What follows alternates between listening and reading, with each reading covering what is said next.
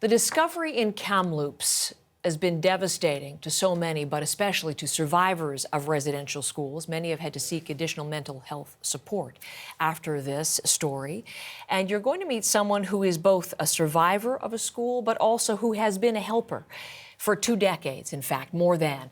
Bruce Allan is our guest, currently a resolution health support worker at the Indian Residential School Survivors Society. He's in Prince George, British Columbia. Mr. Allan, welcome to our program. I'm very pleased to meet you this morning. Good morning. I have so many questions in so many different aspects to this story. So let me jump right in. Number one, your personal connection. As I mentioned, you yourself a survivor of a residential school. As you have absorbed the story from Kamloops, the discovery of these children's remains, what effect has this had on you personally? Well, first of all, I would say that it's very close because my father attended the Kamloops residential school, but also attended the same residential school that's very close to our home, the Jack.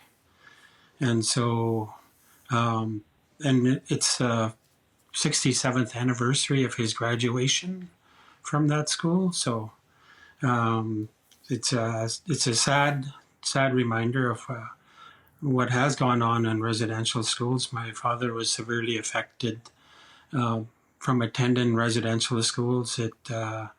His life ended at very young, at 44, and it is strongly connected to the residential schools, I believe.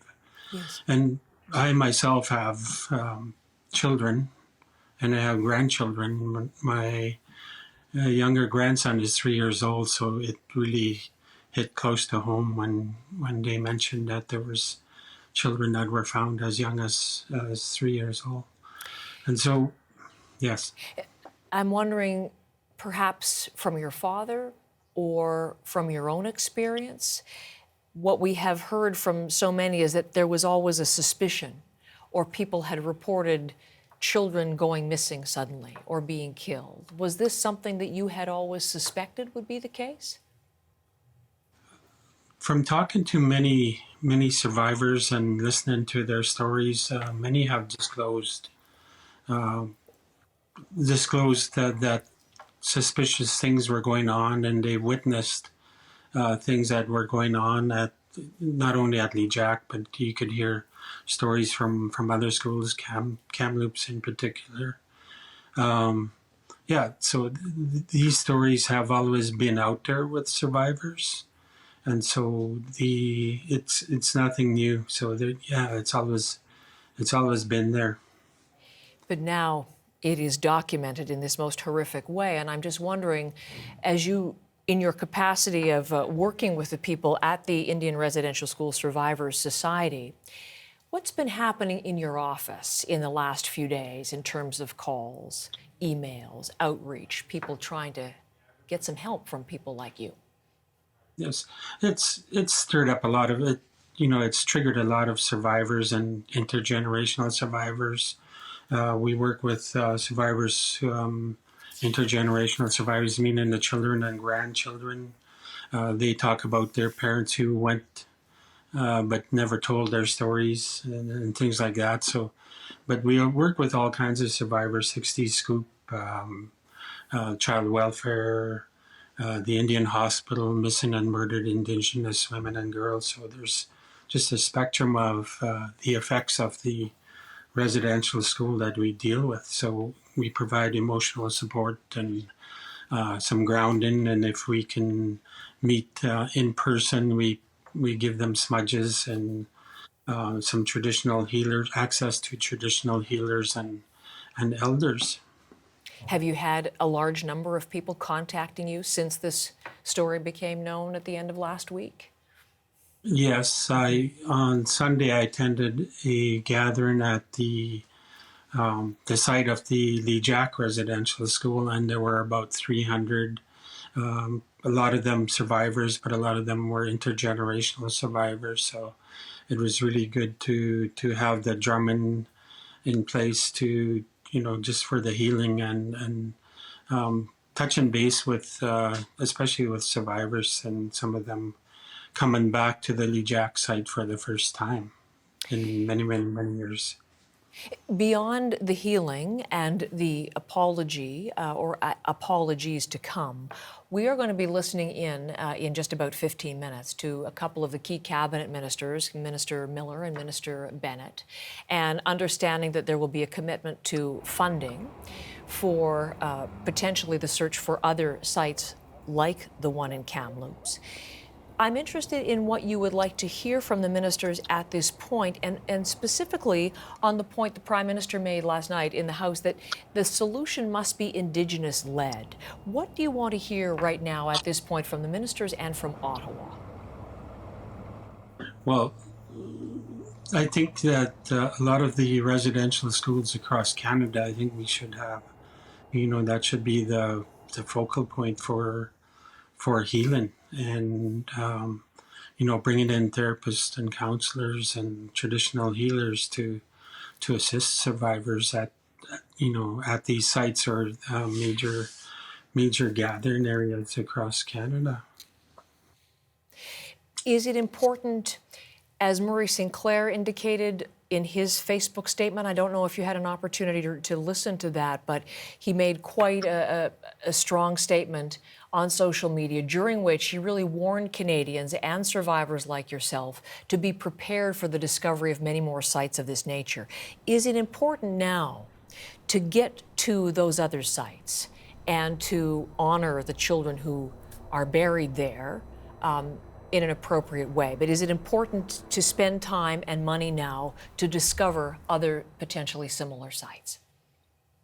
Yes, when the news broke with the 215 children that were discovered, it reminded me of the Lejac Residential School. If you go back, and this is reported on CBC as well, that 4 boys ran away from Lejac in January 1st, 1937. That goes back quite a ways. And they were running away to go home and to be with their family and getting away from the abuse at Lejac, and they ended up freezing to death about a kilometer away from their home on the lake on the ice. And there was a big investigation at that time, and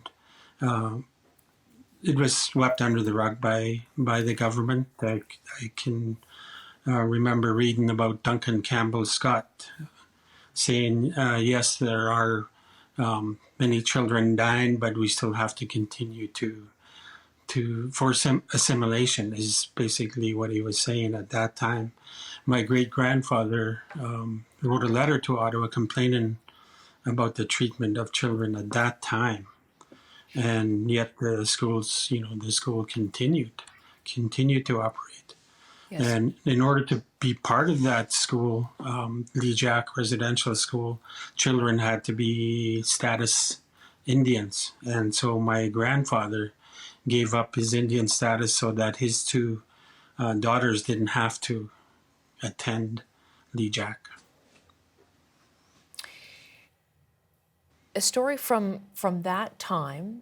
This time, I don't know if you're detecting a shift, but people are referring to this as a moment of reckoning now because of that, just the horrific nature of 215 children. I mean, and we have seen extraordinary scenes right across the country. We're looking at some of them here, Mr. Allan.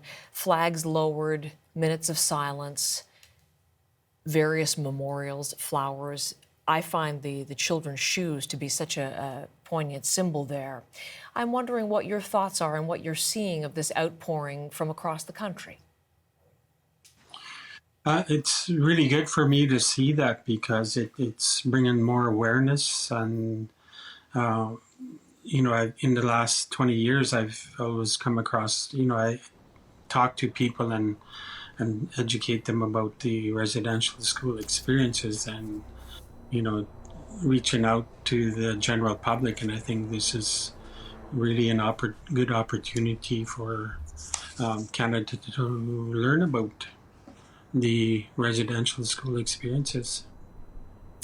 Mr. Allan, thank you very much. I'm going to let you go now so you have time to get ready to listen in to the ministers and their live news conference, which begins in just about 10 minutes. Thank you for being a guest on our program today. I hope to have you back in the near future. Thank you. Bruce Allan with us this morning from British Columbia. He himself a survivor and now works with other residential school survivors. The Truth and Reconciliation Commission came out with their 94 calls to action. Online today, you can take a look at the progress, where things stand, in particular, the 6 calls to action that had to do with the deaths of children in residential schools, the recovery of their remains, where they stand, but indeed all 94 are listed there online. And this is where you find it, cbc.ca/beyond94.